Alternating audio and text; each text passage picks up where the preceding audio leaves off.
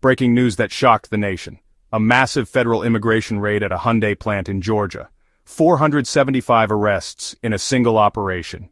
Here's what really happened. Our story begins in the heart of the New South in Georgia, a state that has become a magnet for global manufacturing giants. Companies like Hyundai have invested billions, creating thousands of jobs and fueling a regional economic boom.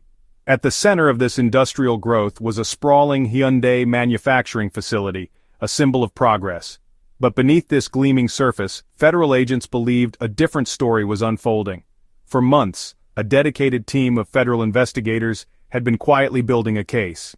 They suspected a widespread scheme involving the employment of undocumented workers, facilitated not by Hyundai directly, but through a complex network of third-party staffing agencies.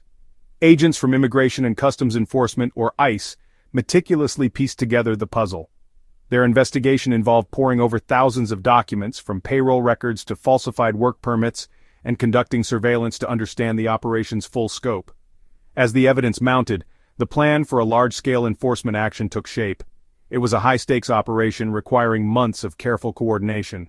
The target was not just the workers, but the very system that allegedly exploited them. Finally, after months of covert preparation, the day was chosen. As dawn broke over the industrial landscape, few knew it would mark a turning point, forever altering hundreds of lives. In the pre-dawn hours, a meticulously planned operation unfolded. Hundreds of federal agents from ICE's Homeland Security Investigations descended on the sprawling industrial facility, sealing off all exits. This was the culmination of a months-long investigation into alleged hiring irregularities. Inside, the morning shift had just begun. Workers settled into their routines, completely unaware of the dragnet closing in. For them, it was just another day of work, a sense of normalcy that was about to be shattered. The operation was executed with precision.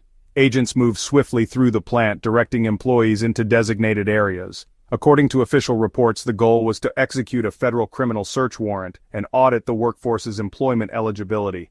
One by one, each person was brought to a processing table where officials scrutinized their identification documents, looking for fraudulent papers and mismatched information, the key evidence the investigation had been built upon. The scale of the enforcement action was staggering. By the end of the day, 475 individuals were in federal custody, marking it as one of the largest single-state workplace raids in over a decade. Buses were brought in to transport the detainees. They were taken to temporary processing centers for fingerprinting and interviews, before being transferred to various detention facilities, their futures suddenly uncertain. Back at the plant, an eerie silence replaced the hum of machinery. Production lines stood frozen, a stark visual testament to the sudden disruption. The company's operations were brought to an immediate halt. News of the raid exploded across national media. In a press conference, federal officials defended the operation as a critical enforcement of immigration and labor laws, sending a strong message to employers. But beyond the headlines, the raid sent shockwaves through the local community. As word spread, panicked family members rushed to the plant, desperate for information as a human crisis unfolded in real time. This operation raises critical questions about immigration policy and workplace enforcement in America. It forces a difficult conversation about the effectiveness of large-scale raids versus their human and economic costs. Are they a necessary tool for upholding federal law, or do they create instability without addressing the root causes of undocumented immigration? The answers are complex, touching on how America balances security with its economic and humanitarian values. The economic implications extend far beyond a single factory. The immediate loss of workers and consumers sends shockwaves through the local economy, disrupting supply chains and reducing tax revenue.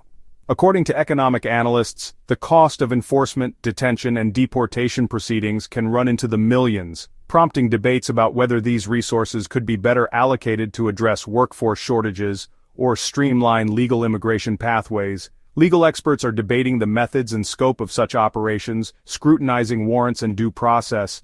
But behind the legal arguments, there is a profound human cost. Behind every arrest is a family whose life has been forever changed. Children are separated from parents, and a deep fear spreads through communities, impacting everything from school attendance to local commerce as people retreat into the shadows. Questions about corporate responsibility and hiring practices also remain unanswered. Scrutiny is now on the employer, examining their role and accountability. This case will likely influence future immigration enforcement strategies nationwide.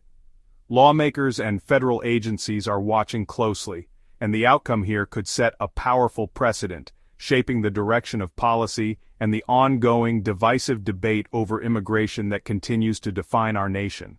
What are your thoughts on this massive immigration operation? Do you think this type of enforcement is necessary or excessive? Share your opinions in the comments below.